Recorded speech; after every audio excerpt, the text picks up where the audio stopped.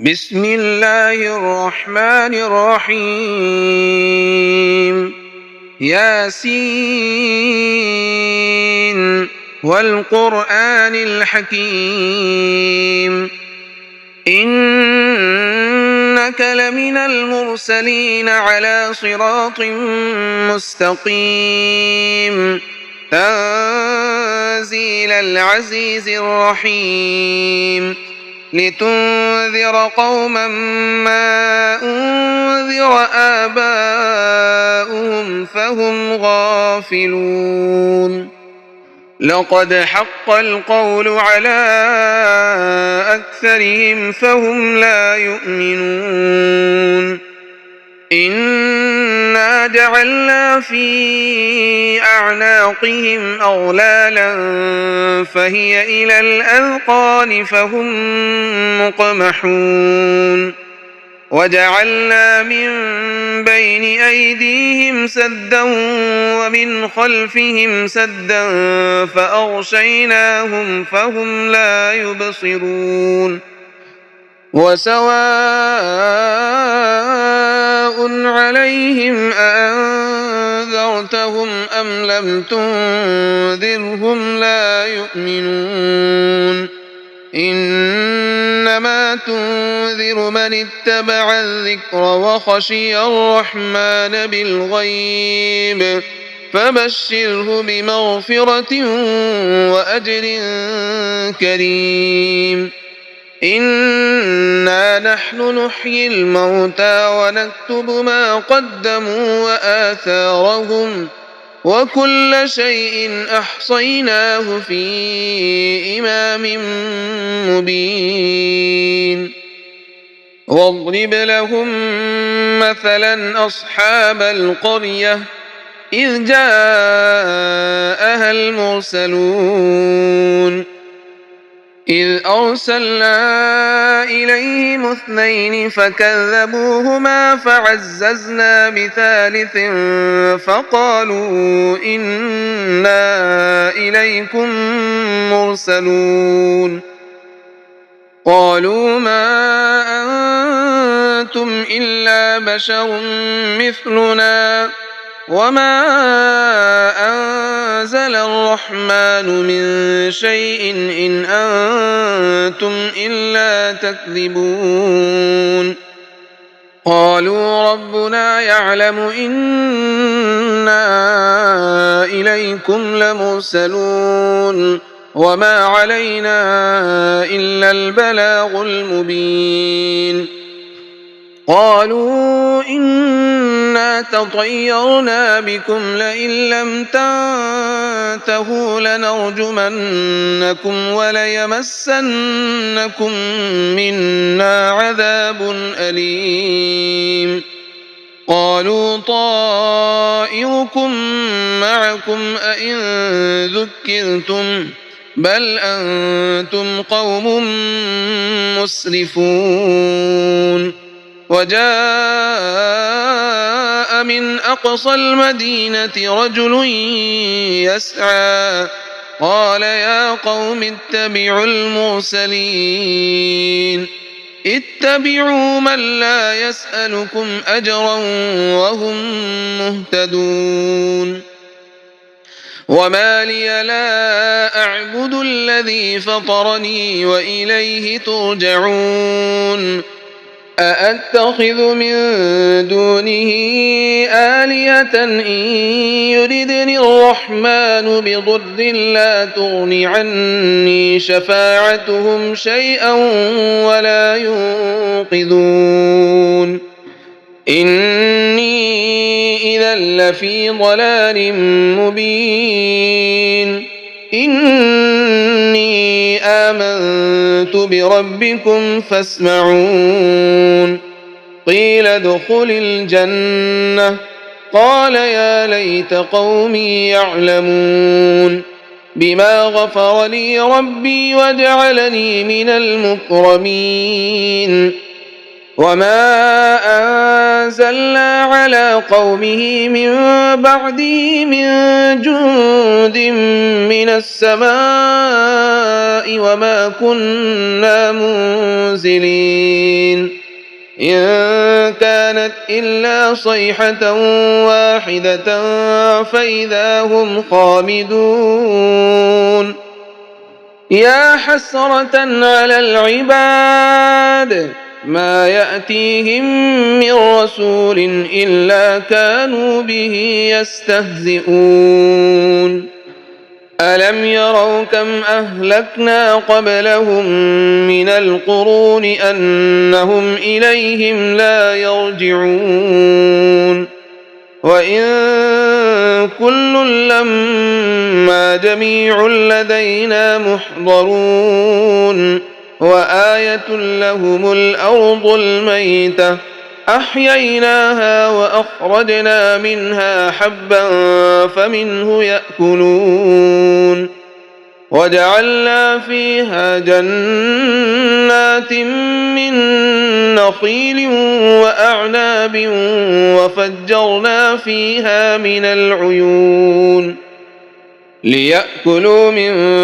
ثمره وما عملته أيديهم أفلا يشكرون سبحان الذي خلق الأزواج كلها مما تنبت الأرض ومن أنفسهم ومما لا يعلمون وآية لهم الليل نسلخ منه النهار فإذا هم مظلمون والشمس تجري لمستقر لها ذلك تقدير العزيز العليم والقمر قدرناه منازل حتى عاد كالعرجون القديم لا الشمس ينبغي لها أن تدرك القمر ولا الليل سابق النهار وكل في فلك يسبحون وآية لهم أنا حملنا ذريتهم في الفلك المشحون وخلقنا لهم من مثله ما يركبون وإن نشأ نغرقهم فلا صريخ لهم ولا هم ينقذون إلا رحمة منا ومتاعا إلى حين وإذا قيل لهم اتقوا ما بين أيديكم وما خلفكم لعلكم ترحمون وما تأتيهم من آية من آيات ربهم إلا كانوا عنها معرضين وإذا قيل لهم أنفقوا مما رزقكم الله قال الذين كفروا للذين آمنوا أنطعم من لو يشاء الله أطعمه إن أنتم إلا في ضلال مبين ويقولون متى هذا الوعد إن كنتم صادقين ما ينظرون إلا صيحة واحدة تأخذهم وهم يخصمون فلا يستطيعون توصية ولا إلى أهلهم يرجعون ونفخ في الصور فإذا هم من الأجداث إلى ربهم ينسلون قالوا يا ويلنا من بعثنا من مرقدنا هذا ما وعد الرحمن وصدق المرسلون إن كانت إلا صيحة واحدة فإذا هم جميع لدينا محضرون فاليوم لا تظلم نفس شيئا ولا تجزون إلا ما كنتم تعملون إن أصحاب الجنة اليوم في شغل فاكهون هم وأزواجهم في ظلال على الأرائك متكئون لهم فيها فاكهة ولهم ما يدعون سلام قولا من رب رحيم وامتازوا اليوم أيها المجرمون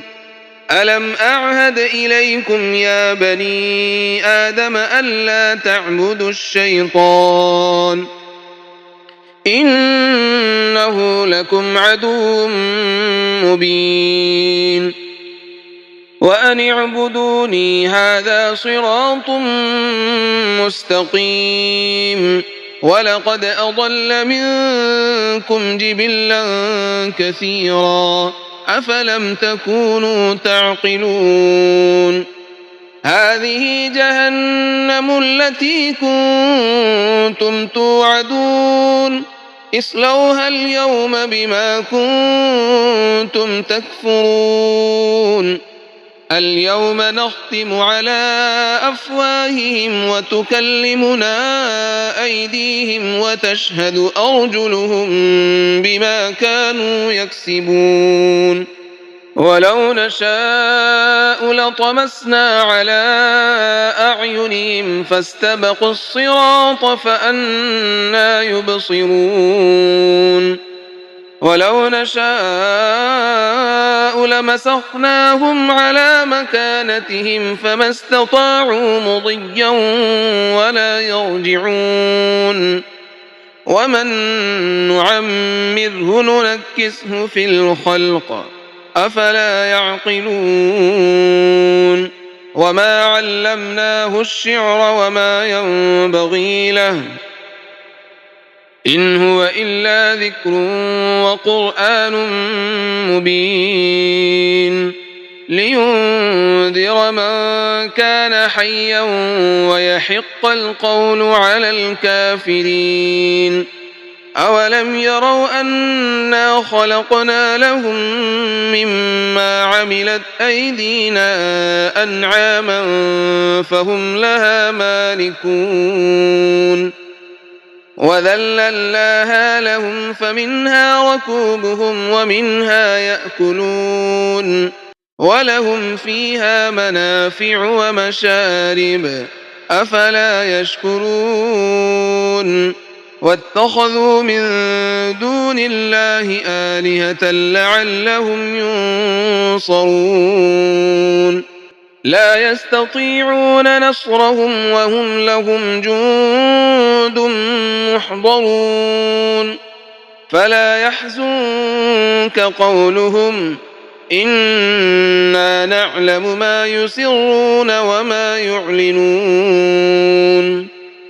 أولم ير الإنسان أنا خلقناه من نطفة فإذا هو خصيم مبين وضرب لنا مثلا ونسي خلقه قال من يحيي العظام وهي رميم قل يحييها الذي أنشأها أول مرة وهو بكل خلق عليم الذي جعل لكم من الشجر الأخضر نارا فإذا أنتم منه توقدون أوليس الذي خلق السماوات والأرض بقادر على أن يخلق مثلهم بلى وهو الخلاق العليم إنما أمره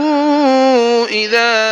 أراد شيئا أن يقول له كن فيكون فسبحان الذي بيده ملكوت كل شيء وإليه ترجعون بسم الله الرحمن الرحيم الرحمن علم القرآن خلق الإنسان علمه البيان الشمس والقمر بحسبان والنجم والشجر يسجدان والسماء رفعها ووضع الميزان ألا تطغوا في الميزان وأقيموا الوزن بالقسط ولا تخسروا الميزان والأرض وضعها للأنام فيها فاكهة والنخل ذات الأكمام والحب ذو العصف والريحان فبأي آلاء ربكما تكذبان خلق الإنسان من صلصال كالفخار وخلق الجان من مارج من نار فبأي آلاء ربكما تكذبان رب المشرقين ورب المغربين فبأي آلاء ربكما تكذبان مرج البحرين يلتقيان بينهما برزخ لا يبغيان فبأي آلاء ربكما تكذبان يخرج منهما اللؤلؤ والمرجان فبأي آلاء ربكما تكذبان وله الجوار المنشآت في البحر كالأعلام فبأي آلاء ربكما تكذبان كل من عليها فان ويبقى وجه ربك ذو الجلال والإكرام فبأي آلاء ربكما تكذبان يسأله من في السماوات والأرض كل يوم هو في شأن فبأي آلاء ربكما تكذبان سنفرغ لكم أيها الثقلان فبأي آلاء ربكما تكذبان يا معشر الجن والإنس إن استطعتم أن تنفذوا من أقطار السماوات والأرض فانفذوا لا تنفذون إلا بسلطان فبأي آلاء ربكما تكذبان يرسل عليكما شواظ من نار ونحاس فلا تنتصران فبأي آلاء ربكما تكذبان فإذا انشقت السماء فكانت وردة كالدهان فبأي آلاء ربكما تكذبان فيومئذ لا يسأل عن ذنبه إنس ولا جان فبأي آلاء ربكما تكذبان يعرف المجرمون بسيماهم فيؤخذ بالنواصي والأقدام فبأي آلاء ربكما تكذبان هذه جهنم التي يكذب بها المجرمون يطوفون بينها وبين حميم آن فبأي آلاء ربكما تكذبان ولمن خاف مقام ربه جنتان فبأي آلاء ربكما تكذبان ذواتا أفنان فبأي آلاء ربكما تكذبان فيهما عينان تجريان فبأي آلاء ربكما تكذبان فيهما من كل فاكهة زوجان فبأي آلاء ربكما تكذبان متكئين على فرش بطائنها من استبرق وجنى الجنتين دان فبأي آلاء ربكما تكذبان فيهن قاصرات الطرف لم يطمثهن إنس قبلهم ولا جان فبأي آلاء ربكما تكذبان كأنهن الياقوت والمرجان فبأي آلاء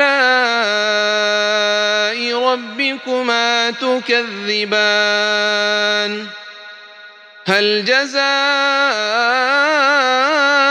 الإحسان إلا الإحسان فبأي آلاء ربكما تكذبان ومن دونهما جنتان فبأي آلاء ربكما تكذبان مدهامتان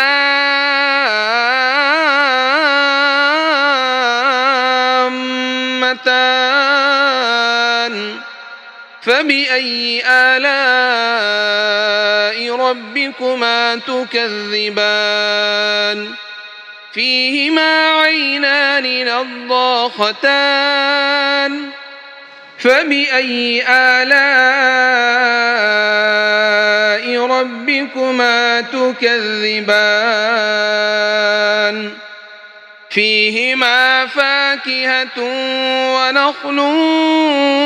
ورمان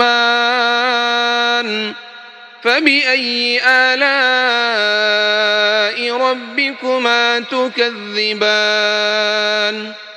فيهن خيرات حسان فبأي آلاء ربكما تكذبان حور مقصورات في الخيام فبأي آلاء ربكما تكذبان لم يطمثهن إنس قبلهم ولا جان فبأي آلاء ربكما تكذبان متكئين على رفرف خضر وعبقري حسان فبأي آلاء ربكما تكذبان تبارك اسم ربك ذي الجلال والإكرام